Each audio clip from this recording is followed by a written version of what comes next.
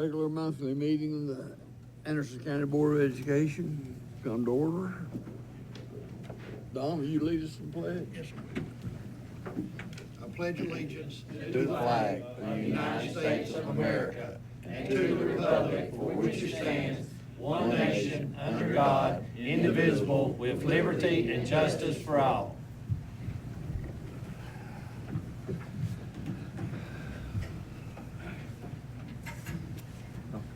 If you will go over there, I'll talk about the Chancellor Award.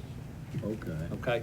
Okay. Dr. Burrow, tonight we've got Tim Thompson here. He's with the Anderson County Industrial Economic Board, is that right? Anderson County Economic Development. And he's going to be talking about the Chancellor Award that was awarded to Anderson County Schools. So, Tim? Just may do it here first. Yes, yep.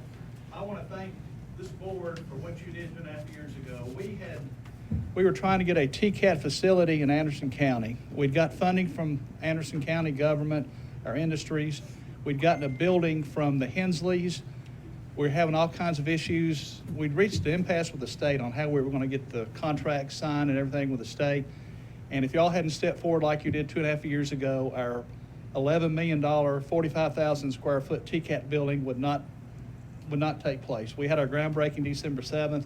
And what's really unique about this building, it's going to house the Tennessee College of Applied Technology and Roane State. I don't know if you may be familiar with this, but community colleges and TCATs don't always get along. So it's very rare that you have these two organizations in the same facility. So it should be a great addition to our community. And like I say, if y'all don't get involved, it doesn't happen. And I wanted to present this Chancellor's Award of Philanthropy to Dr. Burrell and this board tonight. Yep. Good job.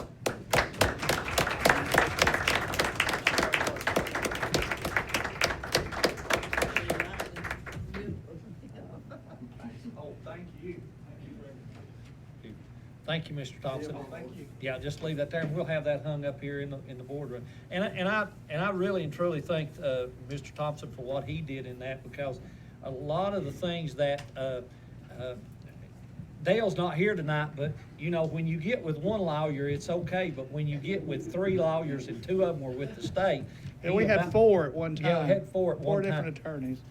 So, but I thank you, Mr. Thompson, for what you've done for Anderson County and the industrial development that we have, because along with that, if you hadn't done that, we wouldn't have been where we are. And I'm excited about the TCAT, and like I said, we broke ground December the 7th, and I think it's going to be a great asset to Anderson County as a whole, but also to our community and our school system when we can have students at Anderson County High School and go right across the street to the TCAT. So thank you. Oh, thank you. Thank you.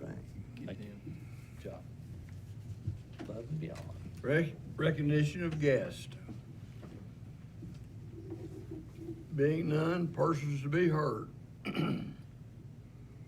got above and beyond. Above and beyond. Thank you, Are Dr. you Burrow. gonna- Yeah. Okay. Thank you, Dr. Burrow. If I can have Mr. Rader from Andersonville. Tonight, we've got a special group of people with us tonight, and those are the custodians from Andersonville Elementary School.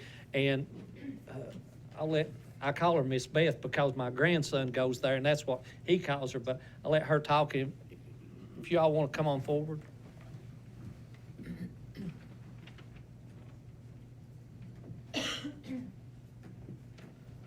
So you have to stand up here while she talks about you. You gotta be that close. huh? Exactly. Yeah. Okay, be nice. Exactly right. I'll be nice. I'll be nice. Okay. We know.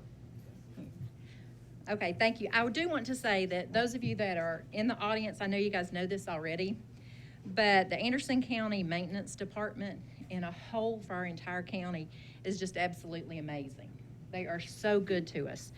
And the men and women that work to keep our schools up and running are a huge part of Anderson County's success. We couldn't do our jobs without all of them.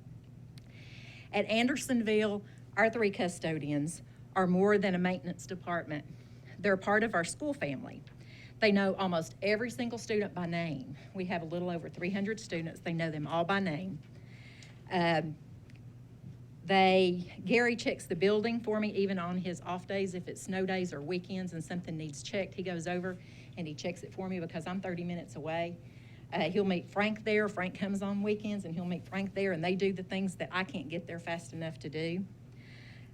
Janice is loved by our staff, and when we do lunch duty and I go in and try to help in the lunch duty and I'll go over, they'll have their hand up and I'll go help them. They'll go, no, Miss Rader, I really don't want you.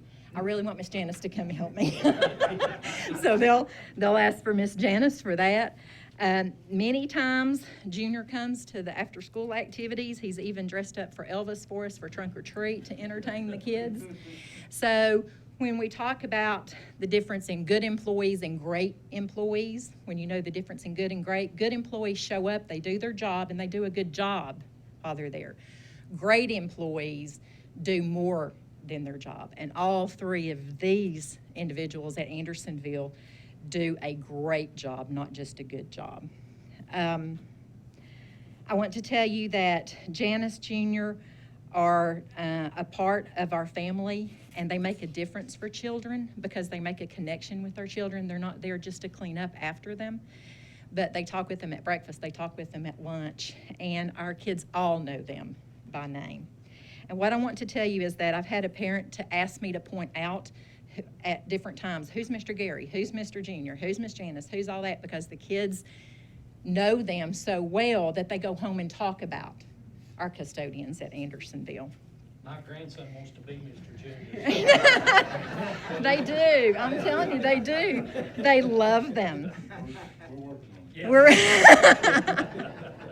So one of the things that I want to say to you guys is that I know when our kids go to middle school and high school, they may or may not remember their principal, depending on how much time they've spent with me.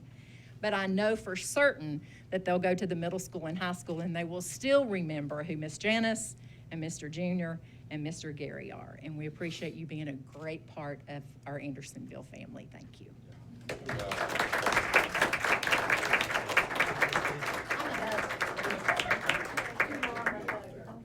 So as part of the Above and Beyond Award that we do, and the board has allowed us to do this, we have a certificate that says that you all have, you do go above and beyond of what is required of you. And with that is a monetary check. So I think tonight it may be cash, so that's probably always good. So, That's always good. Mr. Terry. Thank you. Miss Janice, Miss Junior, and if you can come over here, Miss Oh, yes, Rader, sir. and come right here, and we'll get a picture took for the You come newspaper. right here, Come Gary. right on in here.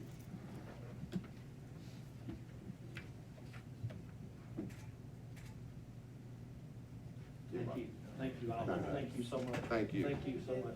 Thank you so much for what You you guys do. don't have Thank, no, y'all can slip out now. Okay, y'all have a good one. Yes, thank you.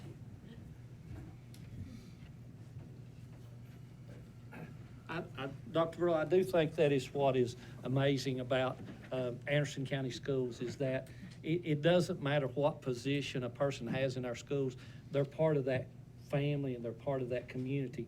And for our custodians and for the people that we do our Above and Beyond, it's not a job. They love those schools, and they just do above and beyond. I think it's one of the best things we ever done is try to get those the people in here and recognize them. And as part of that this year, we're excited that for the first time that I know of, we will be having a support person of the year. So when we do our classified celebration, we've already sent out the applications to each school. So each school will vote on the classified employee of the year, just like we do the teacher of the year. And we will be recognizing them at our classified banquet here in March. So we're excited about that. So, thank you. That's all I have. Approval of the agenda. So we approve. Second. Moving second, approval of the agenda. All in favor say aye. Aye. All opposed, no. Approval of the consent. So moved. Second. Motion to approve the consent agenda. All in favor say aye. Aye. All opposed, no. Motion carries. Executive approval, we had none. So far, so good. Yes. Comments from the chair. The only thing I've got, need to remind everybody to sign their statement of interest form before the end of the month. You can either do it electronically or Pam will get you a paper copy, as I have to have. Me too. And mail it into the state. And that's really all I've got. Okay. The only other thing is on February the 21st and 22nd is TSBA Day on the Hill, and I think Pam's Okay. working with whoever else going with that to make sure they've got the reservations. We'll just It's give on it a to- Tuesday again? Yes, yes, for them Monday afternoon. As far as the director's report, Well, anything from the Yes. student? yep, Okay, thank you. I got ahead of it. Now, damn. Yes, sorry about that. I'm excited tonight. We've got Miss Sellers is going to be coming, and her, we call them our S3s, but we can't do the work without them. She's going to be talking not about academics, but about what we do for the 360-degree child. So I've asked her to come and talk about something great tonight. So if the S3s want to come on up, I'd like to introduce them, and thank you for letting me speak tonight. These are just two of our S3s, or our student support workers. This is Lizzie Wilson and Abby Holland Fry. I always forget. But they are an integral part of my department. And so if you want to hand these out to the board members while I start the talk real quick. I just have some statistics, really. We're often working on chronic absenteeism and absences, of course, and attendance. But I wanted to give you a community update, kind of where our other love lies is working in the community. And that mostly is with our family resource centers and with our homeless students. And so the first page you have there is our average number of homeless children and youth that we've had over the past several years. And as you can see, it's grown tremendously over the last couple of years. And we currently have here at this halfway point 67 students that are registered as homeless for our district. And that's huge, because when I started doing this job, we didn't have very many. We started out with about 15 or 20, and we've grown to 67, and that keeps us pretty busy. And so as one can imagine, they have lots of needs out in the community. And so I really rely on these girls to really help me with the family and their needs. And so I wanted to explain to you some of what we do with the family when we get word that they might be homeless or if they have extra needs in the community. And so some of the things that they might do is they have to apply for housing, and they would have to fill out some applications, or they might need clothing, food, shelter at a homeless shelter, and we have to get that lined up. They have to call for landlords, and they have a whole list of landlords they can get in touch with if they can't apply for housing. And so those are some of the things. We get them pots and pans, cleaning supplies if they move in somewhere new. But the need is so great for our kids, and sometimes they can't concentrate on academics when they have such a need at home or out in the community that they're worried about. And so that also leads to other mental health issues that Abby and Lizzie are called upon to come visit with kids at school for counseling purposes when they have those types of needs. So we have lots of things that we have to deal with during the school year that takes away sometimes from academics, but they do a great job in getting some of these services met. So this year we've tried to get toiletries out to the middle schools, and some of the high schools we keep clothing here. We keep clothing at the family resource centers. Some of the high schools they've taken clothing to, and they wash clothes. If clothes are donated, they will wash them and put them in bins, make sure they're in sizes. We get new shoes. We have a laundry detergent here that parents can pick up, and backpacks and school supplies. And so if they want to tell a little bit of what they might do with some families and students, then I'll let them speak for a little bit. But I just wanted to take a little bit of time to let you know what we're doing other than academics are important, and we certainly support that with our attendance and discipline and all of that. But there's just a lot more that we go a little bit further with to try to support families out in the community, and it's hard for them. We just recently had a family, and there's a student at the high school, and then there was another student at a middle school, and they left a terrible home life situation. They literally had nothing. I mean, like nothing. No beds. They bought pots of, we had to get everything for them. And they moved schools, and they ended up in Norris Community. And I worked with the YWCA coordinator. Paula's team up here got them new clothes for the kids, and then we got mom new pots and pans, and then we got her started with the Norris Food Pantry. She was able to go to a fish fry with the Norris Food Pantry, and they were able to get wrapped up in that Norris Community. And so they kind of landed in a good spot, but they really would have been completely lost without our help. They just didn't know where to go, and they just kind of turned to the schools and said, can you help us? And we were able to. And I didn't realize when I started working with this family that I knew this lady's extended family, her sister. And so I was at an Anderson County football game, and she walked up to me and said, I don't know how to thank you guys. How can I give back? And we don't want anything back. Sometimes, you know, I don't even get it. We don't get thanks all the time, but thanks is enough. Just as long as we know the kids are okay, they're safe, and they have what they need to be able to attend school. But that was a big eye opener for me because I didn't realize who they were related to. But when they come up to you at a public event to say, I don't know what we would have done, and they didn't know what they were gonna do. They were pretty much up against the wall there, but that was a nice little, thank you right before Christmas that we got back, so. Yeah, and we often have to go to the home a lot of the times when we're trying to locate students or just if there's been a situation that we're kind of concerned about. And it's been great to come with this packet of resources and to see what the children are going through. Some of our kids don't have beds, some of them, and some of them, they're just worried about the meal the next day. So if we can provide dinner for them that night, if we can make sure that they have sheets and just little things like that, that go a long way for our kids and make it able for them to come to school and feel somewhat normal. So, Alarm clocks. alarm clocks, yeah. And so it's also been a privilege to be able to work with these kids one-on-one, and then fully grasp their whole life situation and then be able to step in where we're needed. So it's cool. I'll leave you with one last. We had a disciplinary hearing on a student who was in trouble, had been expelled from school, and he came in up here for a disciplinary hearing, and it was cold weather at that time, but he had on a pair of flip-flops that had a huge hole in the bottom. So I had decided before he left, we were gonna try to get shoes that would fit him before he left, but he said to me, I don't care if you can get any for me, but I have three sisters at home, and here are their sizes. The dad couldn't tell me their sizes, but the brother told me what size clothes they wore, their underwear, and what size shoes they wore. And he said, I won't take a pair of shoes unless you can get my sister all of those things.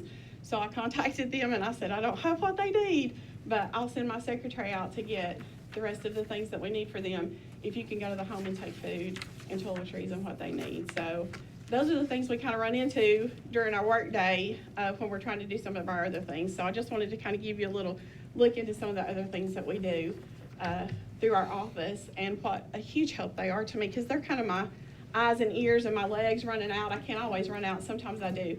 But they do the bulk of my running for me, and I don't know what I would do without them. So I really appreciate them. Do you guys have any questions? I do. Are any of the children without parents, are they in foster homes or? We do have foster students, but they're with a family currently. But these students, some of our homeless students stay with friends, and their parents stay elsewhere. So sometimes they are separated, but they're with families. Mm-hmm. Or our 17 and 18-year-olds are just living together and trying to make it work in some capacity. Do you try to find housing for them if they're homeless? Yes, I mean, sir. I know you're talking about food and getting pots and pans, so your goal eventually is to get them in some type of home setting, right? Yes, the S3s help them fill out applications for Torch if the family is willing to do that, because there's a lengthy application and they have to turn in certain paperwork. So we help them do that. If they're not, or they're not eligible for public housing, then they'll help them. They have a list of landlords that people are willing to rent, and they'll help them go through that and contact people that way to see if we can find them housing. For Torch, Torch used to have, for their application, you used to have to go to 2 different churches, or they would have to go all the way out to Oak Ridge to get the application. And we recently went to a Torch meeting, and they allowed us to be an application pickup spot. And a lot of our parents don't have transportation, so it's worked out really nice that we can fill out the application and send it home with the kid, and they can get it right back to us, and we can get it to their correct people, and they don't have to worry about gas money and getting to Oak Ridge. And so we've been a really good direct connect for that. Kind of the connection piece to some of the resources that our parents didn't know about. Yeah.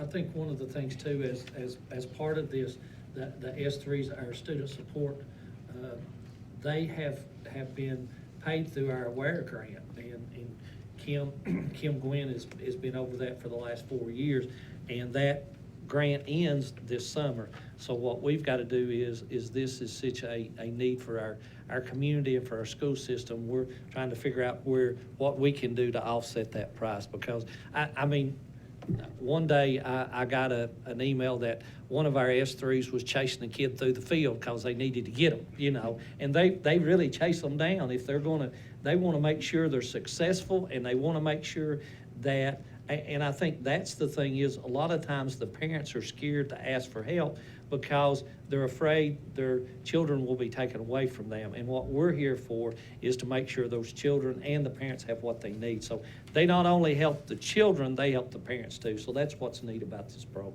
So we have 3, we had 4, one took another job. So we've got 3 full-time student support persons right now. So thank you. First, thank you all for what you do. It's amazing what all goes into your job that's not in your job description. But did I hear you say sometimes there are 18-year-olds that are living together? Because I know when you're 18, your parents can. Yes. Yeah. So I mean, is that okay? Does that work? They're considered an adult at Yeah, 18, I mean, and so so they they'll can- move out from home and go live with somebody else. But as long as they're coming to school and doing what they need to do, Yeah. I just want them to graduate. Right. So, but there could be, or maybe there are some who are on their own. As Or living with 18-year-olds. another family. Yeah. Yeah. Okay. Yeah. One or the other. Yeah, they live on a couch for about 3 weeks and then they go to somebody else's Right. house. Yeah. We did have a family, the mom lived at the Walmart parking lot in her car during the week, and the daughter lived with the family at school. She stayed with some friends wherever she could stay, and then on the weekend she stayed with her mom on the weekend at the Walmart. Walmart So, parking lot. Well, you know, you do what you gotta do. These supplies that Yes, sir. you're able to give to them, is that coming out of that grant, or do you have to I above these? beg, borrow, and do what I've gotta do, and, Our churches are amazing. a lot of churches, Clinton Baptist Association, of course, I have Family Resource Center, that's a grant, and I use some of those funds as, I can use that to get what I need, but I call and beg and do what I've gotta do to get for kids. Thank you. And our staff is really great. If we just send out a That's quick true, too. email and say, hey, we need these Yeah. sizes. And I've said that girls, up here then too. If I they say do I've it. got a kid that doesn't have anything that just showed up on my doorstep today, I've had people on this floor that will go to the Walmart and get what I need to bring it back to me. So, The other thing that Ms. Sellers did is, as you know, a lot of times, students will go home on the weekend and they won't have food, or we will call off school for inclement weather, and they didn't get a chance to maybe get a food box or something like that. So Paula worked with our maintenance with Frank. You know, Frank's job description is like that. He just does everything. So they went and got the food boxes. And how many food boxes? Lord, it was a lot. Frank, how many? I can't It was even over, tell. it was four.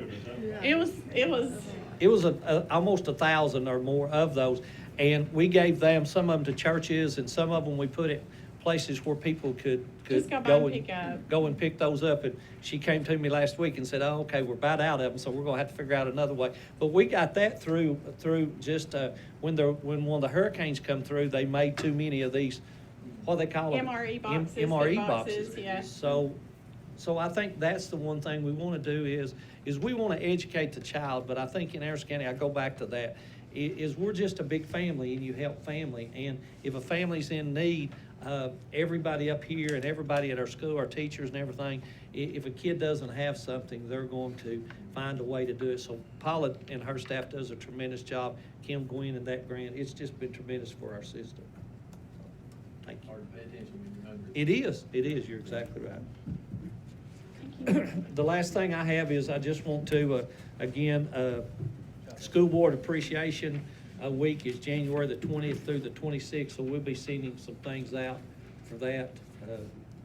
And we do thank the school board for what you all do, because it is, you all are just like that. You're part of this family, that it's more than just, hey, here's a budget and here's what we're gonna do. You all are involved in this community, so thank you all for what you do. That's all I have, Dr. Burke. Okay. Committee reports. Budget?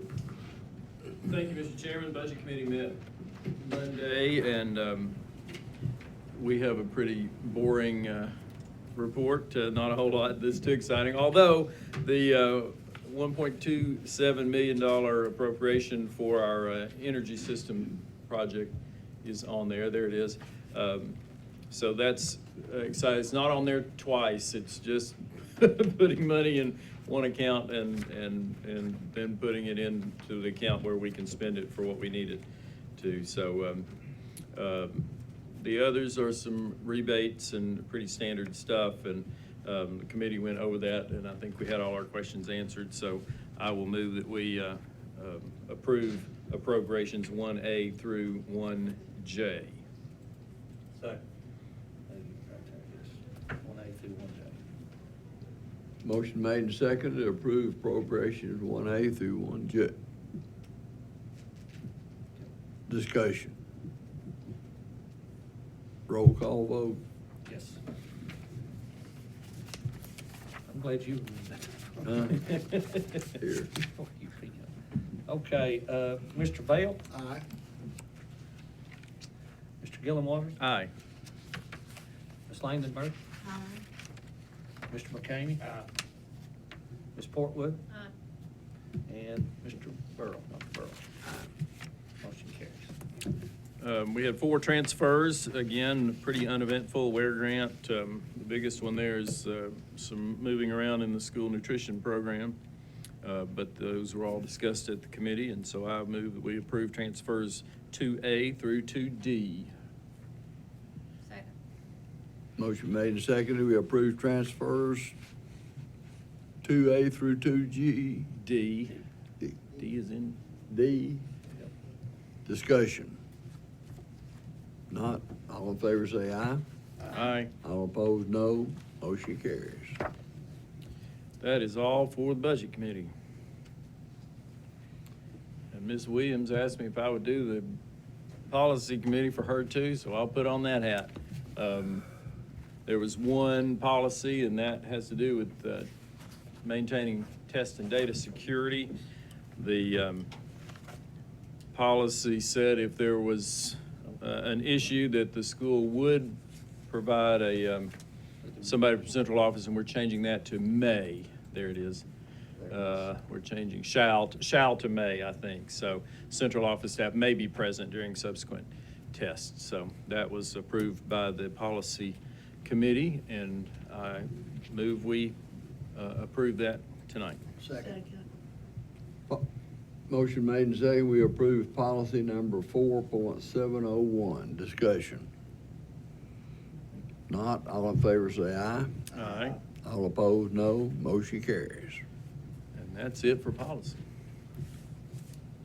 Personnel.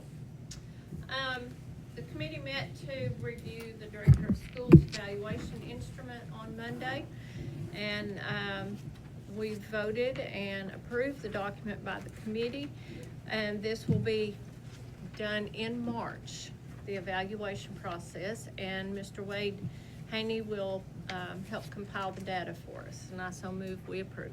Second. Moving second, we approve the evaluation instrument for Director of Schools. Discussion. Not, all in favor say aye. Aye. All opposed, no. Motion carries.